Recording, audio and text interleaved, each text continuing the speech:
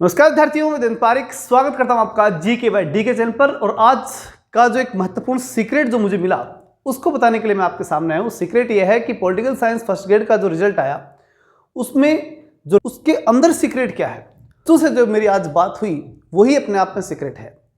अब बच्चों ने क्या कहा, तो सबसे पहले फोन आया एक बच्ची का, तो उसने कहा कि सर मेरी JRF हो रखी है, नेट JRF पॉलिटिकल साइंस, और मेरा सिलेक्शन नहीं हुआ। तो गार्जियन ये कह रहे हैं कि तू नेट JRF कैसे कर गई। तो वहां जो है और उसने भी सोचा कि सर ऐसे कैसे हो सकता है कि मेरे इतने नंबर क्यों आए। हालांकि उसके नंबर पहले ही इस प्रकार के थे क्योंकि मैं उसने मालूम कर लिया था, लेकिन जो उसने सारी बातें मुझे बताई वो ये थी कि मेरे फर्स्ट पेपर में बहुत अच्छे नंबर आ रहे हैं और सेकेंड पेपर में रह गई। हालांकि मुझे सब्जेक्ट बहुत अच्छा आता है और सब्जेक्ट में मैंने बहुत अच्छा प्रयास भी किया था, लेकिन मेरे क्वेश्चन ज़्यादा गलत हो गए। तो इसका मैंने जब उनसे प्रश्न कारण पूछा कि ऐसा क्या हुआ, फिर जब आपको भाई JRF है तो मैं प्रश्न खड़ा ही नहीं कर सकता, क्योंकि रिसर्च फेलोशिप जब सेंट्रल गवर्नमेंट ने दी है, मतलब वही NTA की एग्जाम होती है, बढ़िया लेवल के क्वेश्चन उसके अंदर होते हैं, उसके बावजूद आप जो है इस एग्जाम को फाइट नहीं कर पा रहे, ऐसा क्या था? बल्कि इसमें 40% नंबर ही चाहिए थे। तो उनका कहना था कि सर हमने क्वेश्चंस अटेम्प्ट ज़्यादा कर दिए, इस कारण से मुझे लगता है कि मेरे प्रश्न गलत ज़्यादा हो गए और उस कारण से मैं इस प्रकार की स्थिति में पहुंच गई।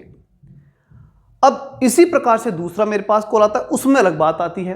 और वो क्या कहते हैं, वो ये कहते हैं कि सर वो नेट थी, वो भी लड़की थी, और उन्होंने ये कहा कि मैं नेट हूं और नेट होने के बावजूद मेरा जो है वो सेकंड पेपर कवर नहीं हुआ।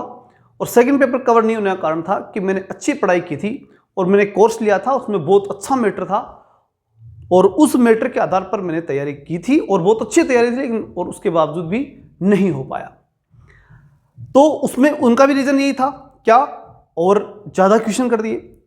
अब जो तीसरा क्वेश्चन था वो सक्सेस स्टूडेंट का था। उसने कहा, वो साइंस का विद्यार्थी और लड़का था, उसने ये कहा कि सर बात यह है कि मेरा सिलेक्शन हो गया और मुझे सब्जेक्ट इतना आता भी नहीं था। अब मैंने कहा यार तेरा कैसे हो गया फिर? तो उसने ये कहा, उसका जो बड़ा रीजन सामने आया वो ये था कि मैंने जो है सब्जेक्ट ज़्यादा पढ़ा नहीं, सब्जेक्ट जितना औसत था उतना था। मैंने फर्स्ट पेपर पे पूरा ध्यान दिया।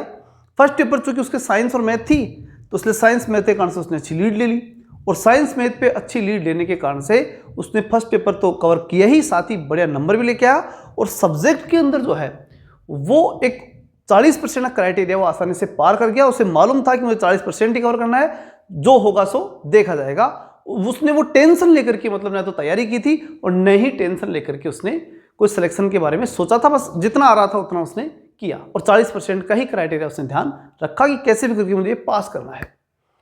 अब मुझे बताइए कि सबसे बड़ा सीक्रेट यही तो निकल के आया कि जो बच्चे सब्जेक्ट में टॉप थे, जिन बच्चों को सब्जेक्ट बहुत अच्छा आ रहा था, जो वास्तव में स्कूलों में जाकर के बहुत अच्छा नॉलेज दे सकते थे, अच्छा नॉलेज बच्चों को बता सकते थे पॉलिटिकल साइंस के बारे में, वो रह गए। ये बड़ी बात थी। तो जो कल बात मैंने कही थी कि कम से कम क्राइटेरिया इतने तो नंबर आने चाहिए, वो क्राइटेरिया इस प्रकार के विद्यार्थी को नुकसान पहुंचा गया। तो उस बात को लेकर के मैं कल वाली बात पे फिर मैं श्योरी मांगने के लिए तैयार हो गया। मैंने खुद से श्योरी मांगी कि वास्तव में यार बच्चों के साथ, उन बच्चों के साथ ये गलत हुआ है जिन्होंने सब्जेक्ट की अच्छी कमांड की थी कभी, जो आज कॉलेज लेक्चर लायक स्टूडेंट हैं और वो स्कूल लेक्चर नहीं बन पा रहे।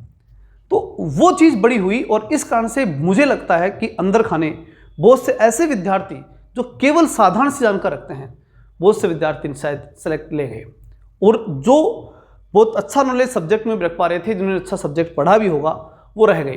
तो अब मेरी आप सबसे राय एक ही है और आप सबको एक ही निर्देश है कि ये बात समझ लो अच्छी तरह से कि 40% राजस्थान में लग चुका है, इसलिए फर्स्ट पेपर को भी बराबर मेहनत दीजिए।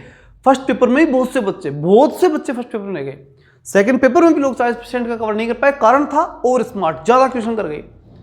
और ज़्यादा क्वेश्चन क्यों करोगे? ज़्यादा पढ़ लिया। इतना पढ़ो कि याद रहे। मैंने कल भी ये बात की थी कि इतना पढ़ो कि याद रहे, ठीक है। और इसमें मेरी तरफ से जो है सहयोग मैंने आपको बता रखा है कि मात्र 1000 रुपये में मैं आपको कंप्लीट कोर्स कराऊंगा जो पॉलिटिकल साइंस सब्जेक्ट का है।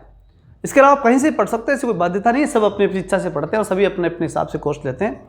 लेकिन मैं तो सिर्फ एक वो बता रहा था एनालिसिस की जो बच्चों का हमारे सामने आया।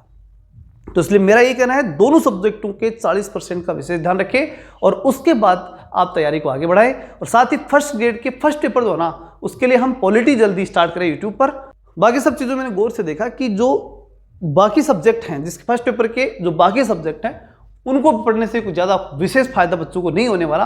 तो पॉलिटी, कंप्लीट पॉलिटी जो है वो हम शुरू कर रहे हैं according to syllabus, according to syllabus. हालांकि पहले मैंने एम लक्ष्मीकांत शुरू की थी, क्योंकि एम लक्ष्मीकांत फर्स्ट ग्रेड के विद्यार्थी के लिए जो है ना, जो साधारण जो फर्स्ट पेपर वाले हैं उनके लिए बहुत ज़्यादा हो जाती है, इसलिए उन्होंने कोई रिस्पॉन्स कम ही दिखाया। इसलिए पूरी लक्ष्मीकांत पढ़ाने की मैंने विचार ही कैंसिल कर दिया। वो यूपीएससी वालों के लिए है, तो वो एसएससी वाले चैनल पे अपन पढ़ा ही रहे हैं, कोई दिक्कत नहीं, वो अलग से है, वहाँ जाके आप पढ़ सकते हैं। बाकी यहाँ पर अपन अकॉर्डिंग टू सिलेबस से अब स्टार्ट करेंगे और पूरी पॉलिटी जो है वो हम जल्द ही कराएंगे, ऐसा विचार करके शुरू करेंगे उसकी पूरी प्लानिंग। और जो सिलेबस में है, क्योंकि वो तो नहीं बदलेगी, पॉलिटी बदलने के चांसेस है नहीं, तो निश्चित रूप से जो पॉलिटी है वो कंप्लीटली आपको स्टार्ट की जाएगी। और ईश्वर से प्रार्थना की इस मामले में अपन पूरी तरह से सफल रहें। मिलते हैं नेक्स्ट वीडियो में, तब तक के लिए जय हिंद, जय भारत।